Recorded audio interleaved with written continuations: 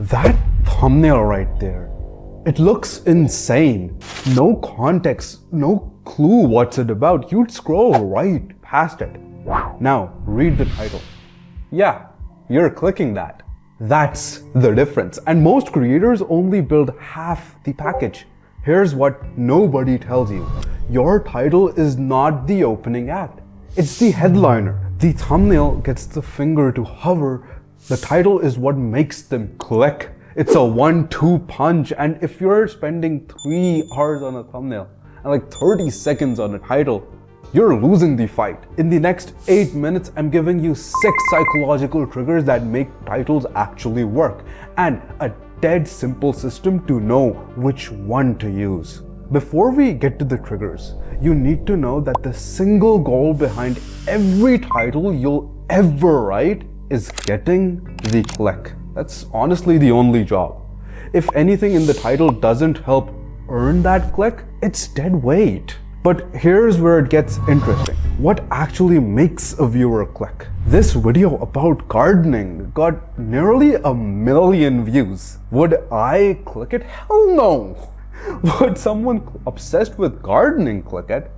Absolutely. That is the entire point. Clicks are emotional decisions, and emotions are personal. A 25-year-old grinding towards financial freedom doesn't feel the same things as a 60-year-old grandpa. You can't write a trigger that lands if you don't know what your audience feels. That's why audience research is the foundation of everything. Before you write a single title, you need to mine your audience's brain, and here's my system. Firstly, go through the comments, not just yours, but your competition's channels. You're not looking for opinions. You're looking for emotions, desires, pain points, things they love, and things they freaking despise. I am so tired of being broke. That's not a fact. That's a feeling, and feelings force clicks. Stalk Reddit threads where your audience hangs out. Find where they vent, where they argue, and where they celebrate. These are gold mines of real emotional language. Map their desires and then also their hatred. What do they desperately want to achieve? What tasks do they absolutely hate? 4. Build a competitor's swipe file, a folder of the highest viewed packaging from your competitors. Not the prettiest, the highest viewed. 5. Use the popular tab or tools like 1 of 10 to find what actually performs versus what just looks pretty. 6. Reference this folder before every ideation session. And then 7. Validate your assumptions with data. Your gut is the starting point, not a conclusion. 8. Paste the competitor comment sections and video libraries into ChatGPT. Ask it, what are the top 3 emotional pain points here? What does this audience desperately want? Let AI find the patterns you'd miss manually. And then 9. Interrogate it. Use ChatGPT aggressively. Use it to study the emotions, the patterns, everything that you have a hard time finding. You've now done the research. You know what your audience feels. Now let's weaponize it. You don't just write a title, you choose a psychological trigger first. Here are the 6 that actually move the needle. Number 1, curiosity. Curiosity creates viewer interest by withholding key information that viewers want to find out. This works for literally everything. You can use it in video essays, commentary, explainer content. And this is how to use it. Pose a question or tease information without revealing the answer. Create an open loop in the viewer's brain. The human brain hates unresolved questions. It will click just to close it. Example, where do deleted photos actually go? Number 2, controversy. Uses drama and conflict that people can't help but stick their nose into. This is usually best for commentary, drama, news channels, and the best niches for this is entertainment, gaming, business commentary, pop culture. This is how I would use it. Highlight the controversial figure, event, or conflict. The Coldplay CEO situation spread everywhere. Did it affect your life or mine? Not even slightly. But people needed to know. That's controversy gossip at a professional level. Use words like unraveling, exposed, why everyone hates. Examples of these are, hey, a deep dive into the violent unraveling history of pirate software. Why does everyone hate EA? The kid who hacked the Pentagon. Number 3, before and after. It shows a transformation from point A to the desired point B.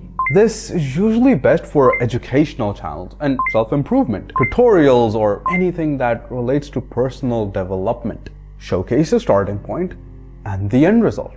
If the end result is something the audience desperately desires, the click is almost involuntary. Use the from X to Y format. Here are some examples. How I went from $500 to $500 million in 5 years. How I went from skinny fat to jacked. Number 4, FOMO, the fear of missing out. This taps into the fear of being left behind on trends or news or opportunities. This is really best for trend-focused channels, news channels, product reviewers, and the best niches for this is the tech, the business, the finance, the product reviews. This is how you use it. Your audience is terrified of missing the train. Tie your content to a moving trend or event and make it feel time sensitive. Include dates, new, latest, or frame it as information that they need to know right now. Examples of this are iOS 26 hands-on liquid glass. President Trump meets with the President of the European Commission. Number 5, status or authority. This borrows the gravity of a recognized figure to pull their existing audience. This is best for commentary, interview reaction channels, politics, or even business. And this is how you can use it. You don't have to be the authority. You just have to name one. Put Trump in your title and you're instantly pulling from a massive pre-existing audience. You're not selling yourself, you're selling the conversation around a figure people already follow. Examples: Donald Trump is going after Barack Obama. My thoughts. Why Sunny V2 left YouTube. 6. Secrets and insider knowledge. Promises exclusive or hard to find information the audience wants but doesn't really have. The best niches I've found this in is the business tech, the skill building, the industry specific content. This is how you shall use it. Position yourself as the person who has what they want. It can't be vague. Specific secrets work. Use words like secret or insider. What they don't want to tell you about editing is weak. This is boring, but it'll make editors 10 times more money. That's a trade they will make. The 81% formula. Here's the simple checklist. Run every title through these gates. Gate 1. Is this based on a real desire, pain point, or emotion from my research? Gate 2. Which of the 6 triggers am I using? Name it out loud. And then gate 3.